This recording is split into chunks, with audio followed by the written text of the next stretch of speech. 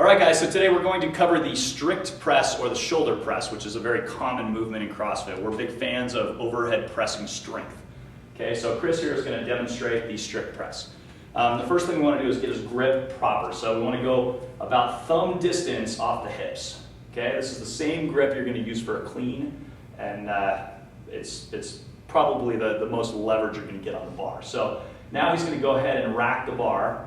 Bring it up. Let's go ahead and have you turn sideways so you can see it from the side. Now, once you've got that load on your hands, now notice the PVC is riding about an inch or two above his shoulders. That's fine because it's a PVC pipe. There's no weight to it. As soon as he's got some weight on it, it's going to sit down on his shoulders nicely, and that's totally cool. Okay? So, a couple things we want to cover here. Make sure that the shoulders are right above the hips. Now, notice his hips are shoved forward a little bit. Let's push the hips back. Tight core. Everything's tight in here.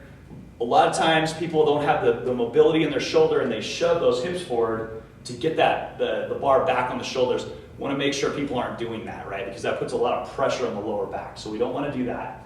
Okay, so he's got the bar racked up nicely. Now notice how his elbows are up in front of the bar. That's a good thing. On the strict press, however, right before you go for the lift, the elbows are going to drop pretty much right under the bar because you've got to be able to drive them up like a piston. Okay, so when you're resting in between reps, go ahead and rack the bar on your shoulders. When you're ready to drive, drop the elbows a little bit and go. Now, let's go ahead and drop that back down. The first thing you're going to do after you drop those elbows is he's going to shove his chin back. So instead of that, let's go ahead and drop the chin down, shove the chin back. There we go.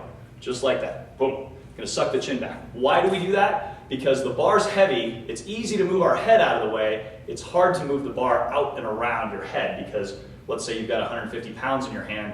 Why would you want to accommodate your head when it's easier just to accommodate the bar? So go ahead and move that bar back into the rack position, shove the chin back, drop the elbows, and keep that bar. You want to keep the bar right in there. There we go. We want to keep the bar as close to the frontal plane as we can. So we move the head back so that we can keep the bar in tight while pressing. So go ahead and press, open the shoulders up all the way.